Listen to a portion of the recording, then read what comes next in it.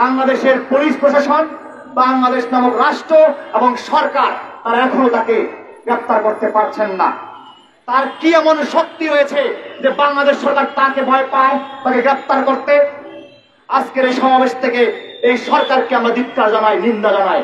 আপনারা যত ভয় দেখান, হামলা করেন, মামলা করেন, নির্যাতন করেন, আমরা তত আরো ভারতের ন্যায়, ইস্পাতের ন্যায় শক্তিশালী হব।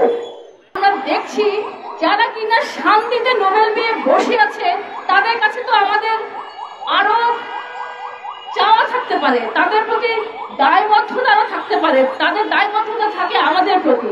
সুতরাং আমরা যা দেখছি সেটি উল্টো। সেই 15 বছর ধরে যে শাসন এবং কর্তৃত্ববাদের চেহারা তা এই সরকারের মধ্যে পেয়ে বসেছে। এবং যারা কিনা আমাদের হয়ে কথা বলতেন, আমাদের মধ্যে এখানে বলছে যারা শোষিত নিপীড়িতের পক্ষে কথা বলতেন, তারাই আজকে চেয়ারে বসে যে উল্টো কথা বলছে। আমরা যা দেখছি তা হচ্ছে এই সরকারের যে কর্তৃত্ববাদী যে মনস্তাত্ত্বিক, সেটি 15 বছর আগে থেকে তারা নিয়ে রেখেছে।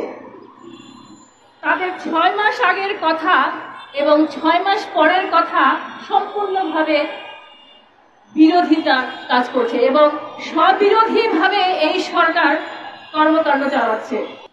বারবার আমাদের এইভাবে নিপীড়নের বিরুদ্ধে, নির্যাতনের বিরুদ্ধে দাঁড়াতে হচ্ছে কেন?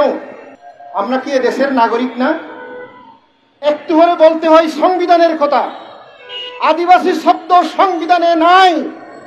সংবিধান কি হয়েছে? সংবিধানে কয়টা শব্দ লেখা আছে? বড়জোর 1 লক্ষ শব্দ। আমরা কয়টা শব্দ দিয়ে আমরা কথা বলি? আমরা 5 লক্ষ শব্দই কথা বলি। সব শব্দ কি সংবিধানে লেখা থাকতে হবে?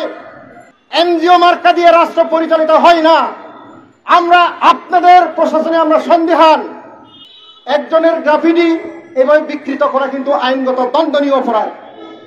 আমি তাদের বিরুদ্ধে মামলা করে দিতে চাই। আমি একজন আইনজীবী হিসেবে হকি স্টিকের স্ট্যান্ডে জাতীয় পতাকা মুড়িয়ে আক্রমণ করতেছে, এটা কি জাতীয় পতাকা অবমাননা নয়?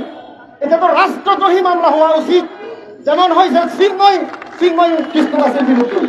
এখানে কেন হবে না? আমি এই দাবি জানাই রাষ্ট্রের কাছে।